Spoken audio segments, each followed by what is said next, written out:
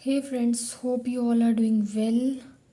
Now, in yesterday's lecture, we have covered the types of economy, the economic goods, and one more thing we have covered is the basic definition, where we have talked about the production, then the distribution, and then the consumption. So we have seen a basic definition of an economics that relates with the production, distribution and consumption. ठीक है. This is our day 2 or you can say lecture number 2. So what we are going today? What we are going to do today? We are going to see the nature and scope of economic theory. So starting with this, we are going to see the basic that why the theory of economics come into existence, what is the basic need.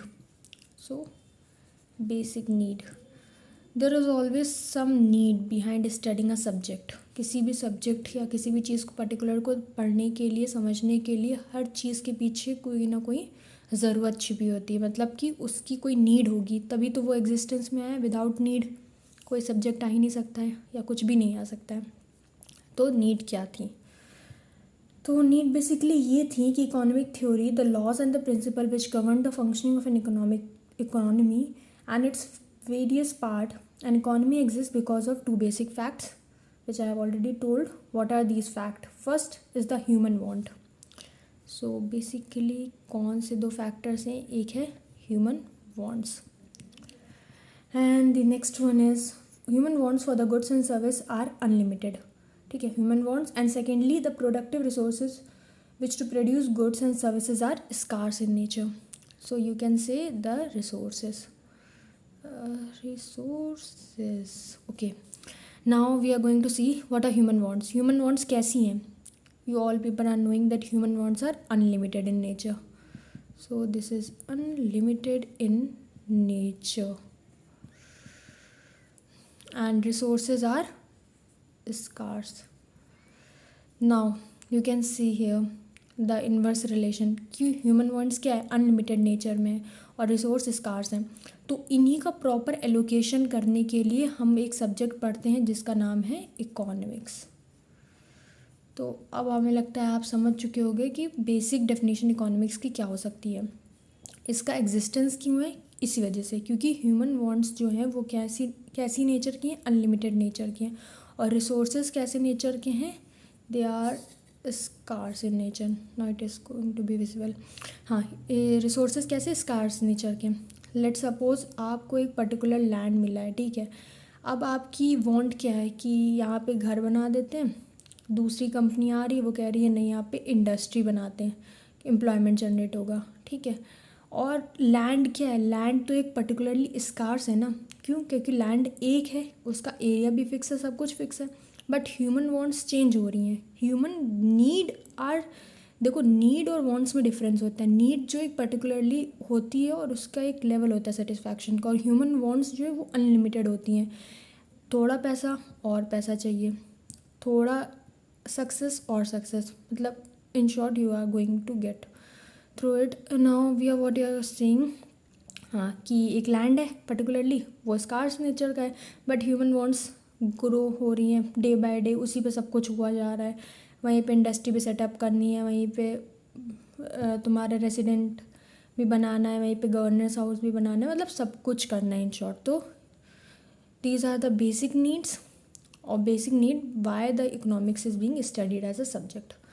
Now we are going to see some of the basic definition given by different economists, which we have written already. So here it is. Now I am going to read out all these definition, and in next video I am going to elaborate some of the major definition which are there. So firstly telling the Adam Smith is regarded as a father of economics. Okay, fine. Now the nature and scope of economic theory. According to Adam Smith, economics inquire into the nature and cause of the wealth of the nation. So wealth definition is given by whom? Adam Smith. Now according to Ricardo, ठीक है, रिकार्डो ने क्या definition दी कि economics study how to produce of the earth is distributed. तो इन्होंने किसके बारे में बात कर दी? डिस्ट्रीब्यूशन के बारे में बात कर दी. तो economics deal with the distribution of income and wealth. Seeing the third one, according to Marshall, economics is a study of mankind in the ordinary business of life, examines the part of individual and social action which is connected with the material requisite of well-being. So well-being से यहाँ पे क्या आया है, according to Marshall. Martial ने कौन सी definition दी है, wealth की डेफिनेशन दी है, नहीं सॉरी, मार्शल ने वेलफेयर की डेफिनेशन दी है, और एडम स्मिथ ने किसकी डेफिनेशन दी है, एडम स्मिथ ने वेल्थ की डेफिनेशन दी है, ठीक है. Seeing the fourth one, AC Pigo says economics study that the part of social welfare which can be brought directly or indirectly into the relationship with the measuring rod of money. तो इन्होंने money का introduction कर दिया economics में. फिर Gustav Cassel has defined economics as a dealing with the market prices and the market exchange. ठीक है, इन्होंने किसका इंट्रोडक्शन किया, मार्केट का. इनके हिसाब से इकोनॉमिक्स मार्केट की डीलिंग है. प्रोफेसर लियोनेल रॉबिन, अब रॉबिन्स की डेफिनेशन कहीं ना कहीं अभी हम लोग जो पढ़ा है उससे रिलेट करेगी. स्कार्सिटी डेफिनेशन, इसकी भी बहुत अच्छी थ्योरी है एक, कि प्रोफेसर लियोनेल रॉबिन्स ने क्या बोला है, economics as a study of allocation of scarce resources among the competitive, क्या लिखा है, एंड्स और यूजेस. ठीक है. फिर फोर्थ यहाँ पे फिर ये वाली डेफिनेशन आ गई वॉन की.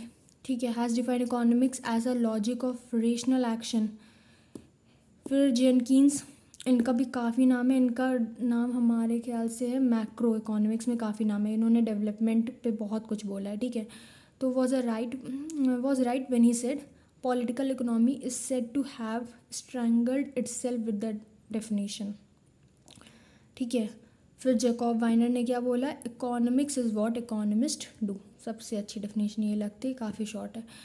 ठीक है. ये हम लोग ने क्यों देखा, क्योंकि हमको ये देखकर, क्योंकि language is quite simple, you can get to know कहना क्या चाह रहे हैं. ठीक है. अगर कुछ नहीं तो आप कमेंट कर सकते हो, बट हम लोग आगे आने वाले लेक्चर में जो जो मेन डेफिनेशन है, जैसे स्कार्सिटी हो गई, ठीक है, number 1, the wealth definition, welfare definition, फिर ये जो जेनकिन्स की हैं, ये सब एनालाइज करेंगे. फिर इनमें जो भी क्रिटिक्स हैं, जो भी क्रिटिक्स दिए गए हैं कि कौन सी सही कौन सी गलत, तो वो सब देखेंगे. ठीक है. So here are some of the definition. ये हमने ऐसे इस वजह से लिख दी ताकि आपको एक ही वीडियो में सब सारी डेफिनेशन एक प्रिसाइज फॉर्म में मिल जाए. You can take a screenshot of this, it will be helpful. So okay with this, thank you, bye bye guys.